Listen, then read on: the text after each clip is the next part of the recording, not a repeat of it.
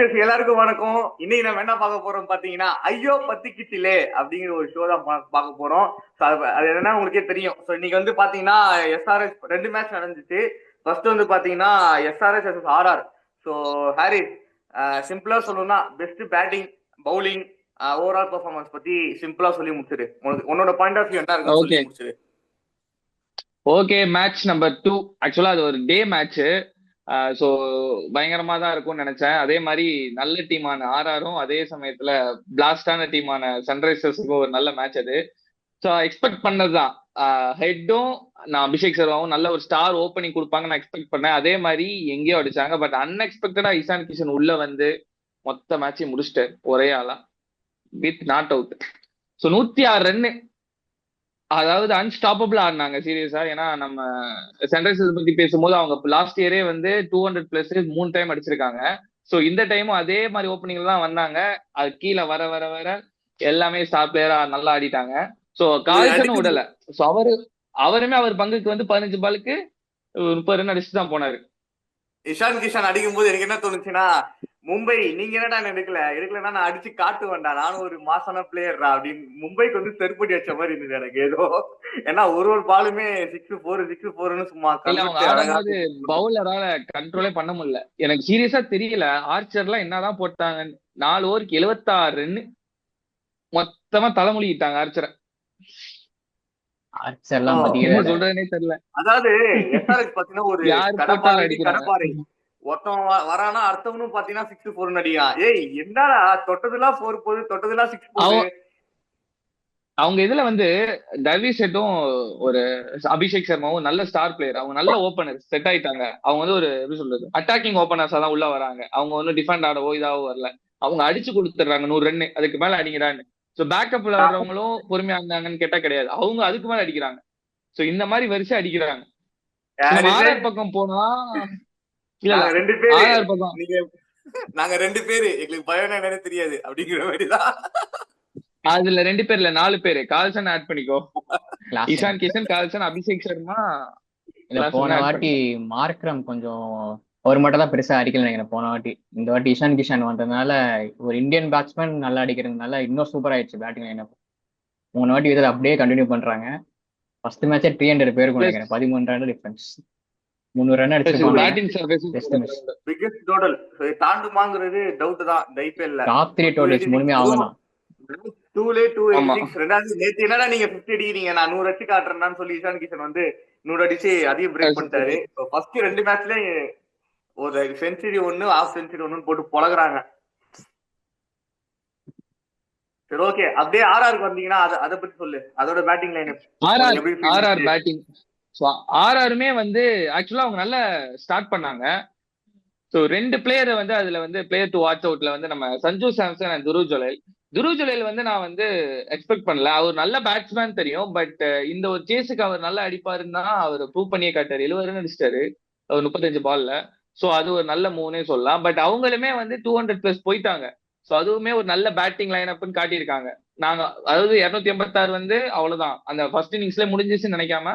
So second ஹாஃப்ல இவங்களும் 200+ போனது வந்து ஒரு பெரிய ஒரு பாசிட்டிவ் ஆர்ஆர்ல பாக்குறது தான். 3 பேருமே என்னன்னா அந்த ஜெய்ஸ்வாலோட விக்கெட் வந்து ஒரு அன்லக்கிங்கிற மாதிரி தோணுச்சு. அது சரியான கேட்ச். அது மேல அடிச்சு ஷாட்டுமே பக்காவான ஷாட். பட் கேட்சுமே கொஞ்சம் டைமிங் பக்காவா பிடிச்சாங்க. தாண்டி சஞ்சு சாம்சங் சொல்லவே தேவை. ஆனா கேப்டன் பராக் வந்து கொஞ்சம் எப்பவுமே வந்து ஒரு ரெஸ்பான்சிபிளான இன்னிங்ஸ் ஆடுவாரு போன ஐபிஎல்லாம். இன்னைக்கு வந்து அது மிஸ் ஆச்சோ அப்படிங்கிற மாதிரி எனக்கு தோணுச்சு. அது என்னன்னு தெரியல எனக்கு.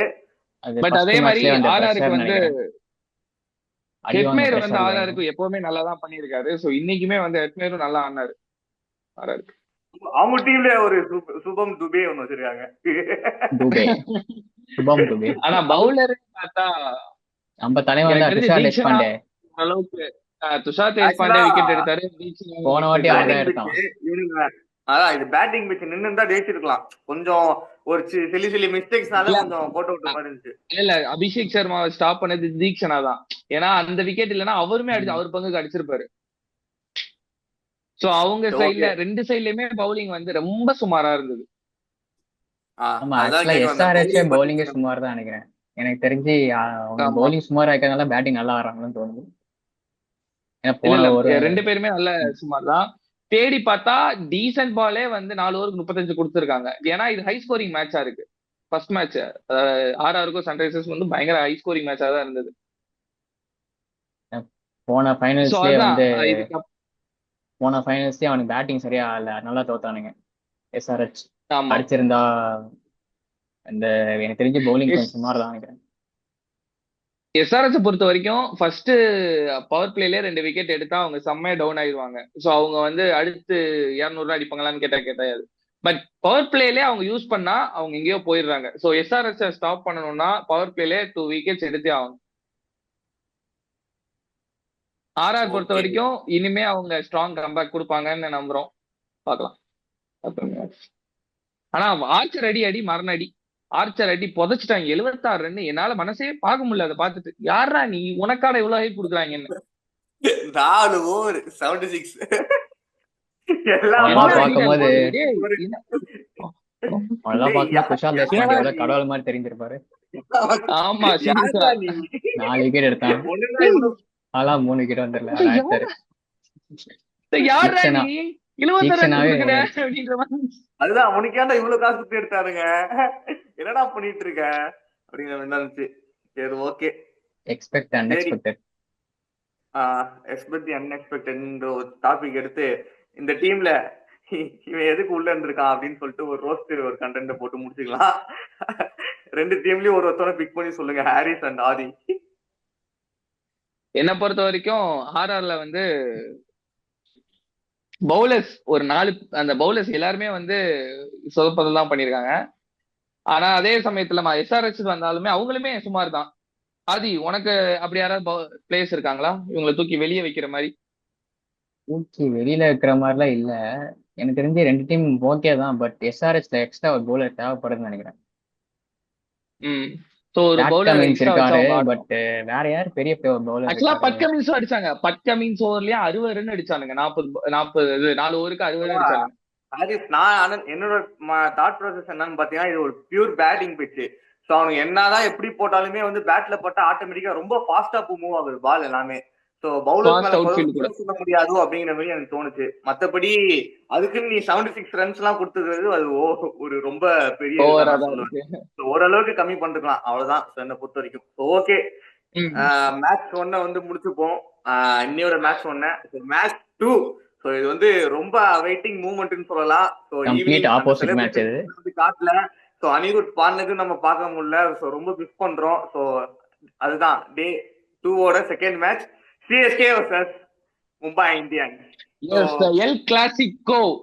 மும்பை சென்னை வந்துட்டாலே வந்து அப்படியே அதுதான்டா அப்சல்யூட் சினிமா அப்படின்ற மாதிரி இருக்கும். ஏன்னா அவங்களோட ரைவல்ரி வந்து கடந்த ஒரு ஐபிஎல் ஆரம்பிச்ச காலத்துல இருந்து அந்த ரைவல்ரி ஓடிட்டு இருக்கு. So high expectation match. So சேப்பாக்கத்துல நடக்குது, பயங்கரமா இருக்காங்க. பிளஸ் அந்த டீம்ல வந்து ஹார்திக் பாண்டியா வேற இல்ல, பும்ரா இல்ல. ஸோ சூரியகுமார் யாதவ் கேப்டன்ஷிப் பண்றாரு, நம்ம சைட்ல ருத்ராஜ் பண்றாரு. ஸோ நம்ம சைட்ல ஸ்குவாடே புது ஸ்குவாடு டோட்டலா. ஸோ இந்த மாதிரி பல கொஸ்டின் மார்க்கோட தான் இன்னைக்கு மேட்ச் நடந்தது. ஆனா ரிசல்ட் வந்து சென்னை பக்கம் வந்திருக்கு. மும்பை எப்பவுமே ஃபர்ஸ்ட் மேட்ச் தோப்பானுங்க வழக்கமா. இதோ ஒண்ணு சொல்லிடுவானுங்கடா, ஃபர்ஸ்ட் மேட்ச் தோத்தா மும்பை தோப்பானுங்க. மும்பை தோத்தவனே போட்டிருப்பானுங்க அந்த மீம்.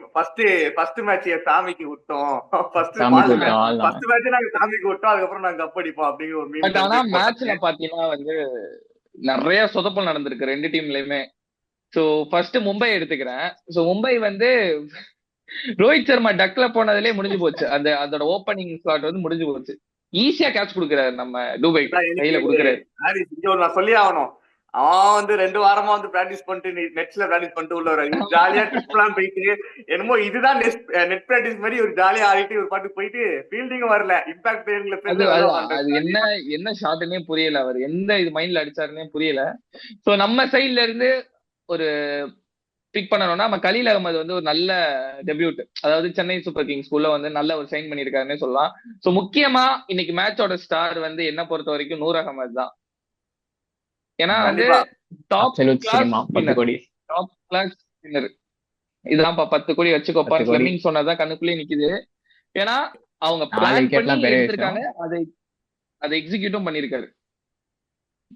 முக்கியமா தலையோட ஸ்டம்பிட் கண்ணுக்குள்ளே நிக்குது. அதுதான் நான் சொல்ல வந்தேன்.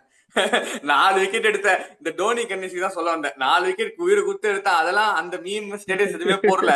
ஒரே ஒரு ஸ்டம்பிங் வந்து தலைவர் நான் ஓகே எனக்கு பிடிக்கும் டோனியை, நான் பிடிக்காதுன்னு நான் சொல்லவில்லை. பட் டீம் ஃபுல்லா எஃபர்ட்ஸ் போடுறப்ப இவர் ஒண்ணு பண்ணும்போது அது ஹைலைட்டா ரொம்ப பண்ணி காட்டும் போது அது டீம் பாதிக்குதோ அப்படிங்கிற மாதிரி தோணுது எனக்கு. ருத்ராஜுக்கும் ஆஃப் செஞ்சுரி அடிச்சாரு, அது வந்து பெருசா பேசல. டோனி அங்க சொல்லி கொடுத்தாரா பாத்தீங்களா அப்படிங்கிற மாதிரி 2 பேர் சொல்றாங்க. அது வந்து ஆக்சுவலா காலங்காலமா அது பரம்பரையா சொல்றது. பட் ஆனா இன்னைக்கு சென்னை சூப்பர் கிங்ஸ்ல உண்மையாவே சிஎஸ்கே மேட்ச் போறது வந்து எல்லாருமே டோனிக்காக தான், நான் தப்பு சொல்லல. பட் டீமுக்கும் ஒரு அப்ரிசியேஷன் போய் சேரணும். அதே மாதிரி மும்பை இந்தியன்ஸ் எடுத்துக்கிட்டா அதேதான் நான் சொல்றேன். இந்த ரோஹித் கன்னியூஸும் இருக்கானுங்க, நல்ல வேலை நீ டக் அவுட் ஆயிட்டாரு, இல்லன்னா ரோஹித் சர்மா இப்படி ஆனார் பத்தியா இப்படி ஆனார் பத்தியா அப்படின்னு கேப்டன்சி போனதுல இருந்தே முக்காலாவது ஆரம்பிச்சிட்டானுங்க, எப்படி தரலாம். போன வாட்டி சரியான பண்ணானா, அவர் கேப்டன் போனதுல இருந்து ஹர்திக் பண்ண திட்டினானுங்க, பயங்கரமா பாக்குறது. தூக்கி வச்சு ஆடுறானுங்க ஹர்திக. சோ அது என்ன கான்செப்ட்னு ஒன்னும் புரியல. ரெண்டாவது 2 இந்தியன் டீம் கப்லாம் அடிச்சு கொடுத்துறாரு, வேர்ல்டு கப். அவரை தூக்கி எப்படி நீங்க கீழே உட்கார வைக்கலாம்னு சொல்லிட்டு நிறைய இதெல்லாம் போயிட்டு இருக்கு. சோ அங்கேயும் ஒரு ஃபன் போயிட்டு இருக்கு மூமெண்ட். சோ அதுதான். பட் ஆன் பேப்பர் பாத்தீங்கன்னா சிஎஸ்கேவோட அவங்க டீம் தான் ஸ்ட்ராங்கா இருக்கு பார்க்கவே. பேட்டிங்கா சரி, பவுலிங்கா சரி, நிஜமாவே நல்ல டீம் மும்பை தான். மினி இந்தியனே வச்சிருக்காங்க. எல்லாருமே ஃபார்மான பிளேயர்ஸ், கரண்ட் பிளேயர்ஸா வச்சிருக்காங்க, ஸ்டார் பிளேயர்ஸும் இருக்காங்க. சொல்ல முடியாது, ஃபைனல்ஸ் வருவாங்க, வாய்ப்பு இருக்கு, ரெடியா இருந்துக்கோங்க. ஓகே, நான் ஒரு மேட்ச் சம்மரி சொல்லி முடிச்சிடுறேன்.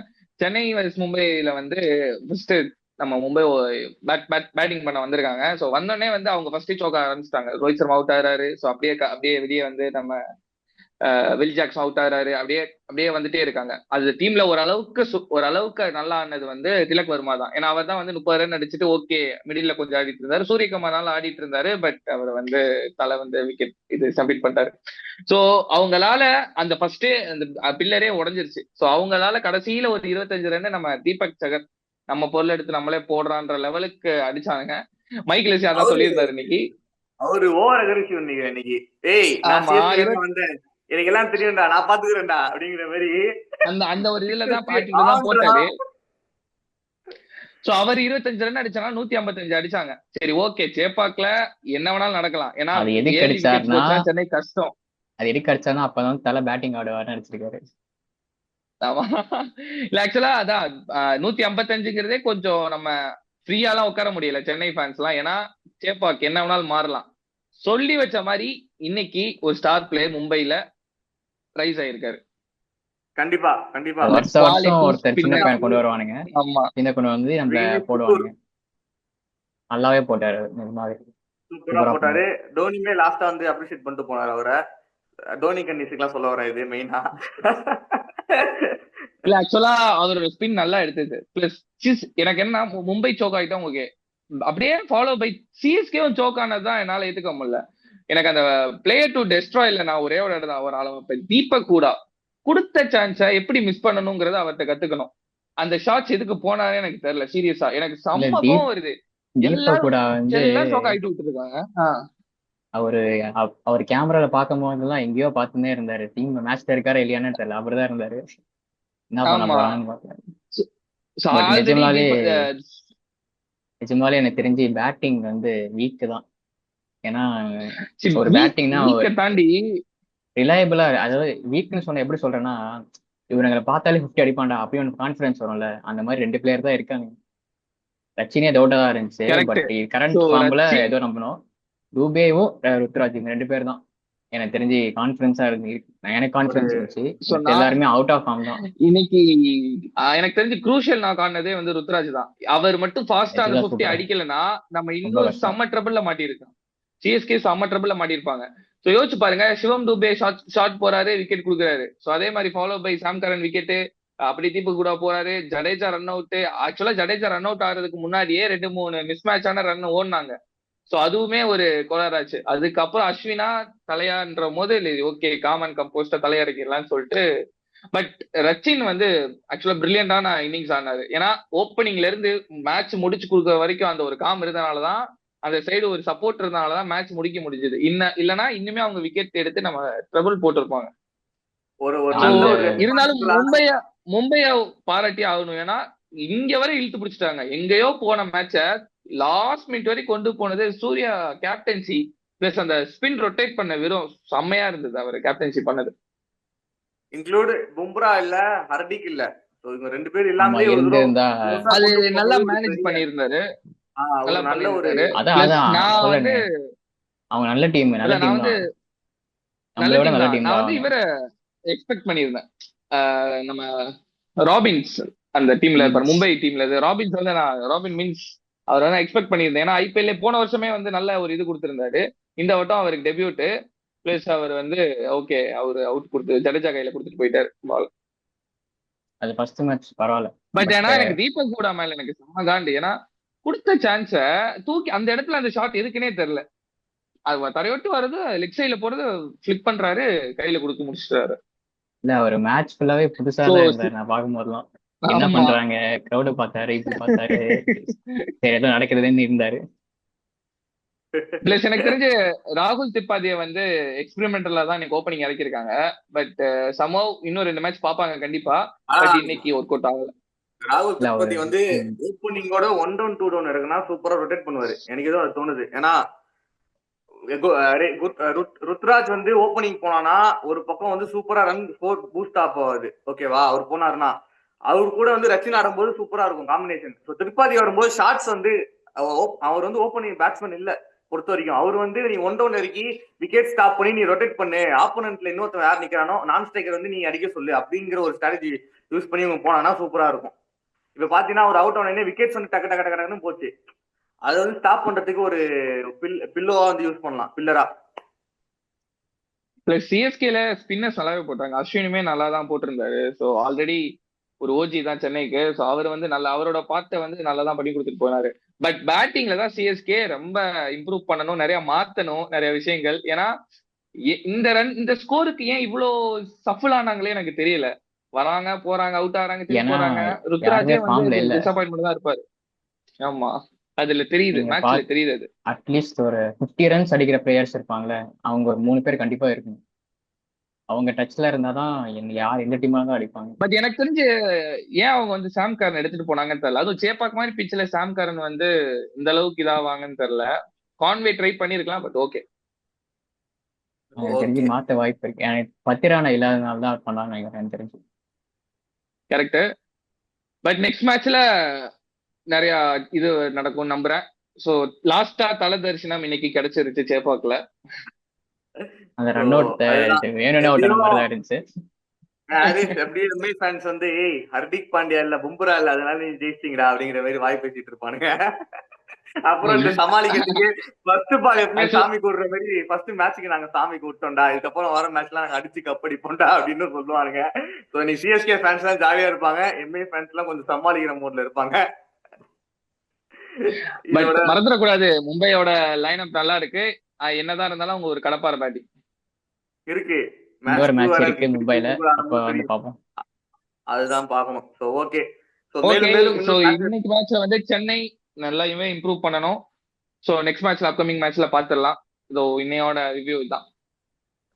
ரிவ்யூ தான். ஸோ மேலும் இந்த மாதிரி ஐபிஎல் மேட்சஸ் பத்தி ரிவ்யூஸ், ரோஸ்ட் வீடியோஸ் எல்லாம் வரணும்னு பார்க்கணும் அப்படின்னீங்கன்னா எங்க சேனலை வந்து லைக் பண்ணுங்க, ஷேர் பண்ணுங்க, சப்ஸ்கிரைப் பண்ணுங்க, மறக்காம அந்த பெல் பட்டன் அழுத்திக்கோங்க. ஸோ உங்களிடமிருந்து விடைபெறுவது சஞ்சய், ரயன், ஹரிஷ், ஆதி ஃப்ரம் குஜராத்.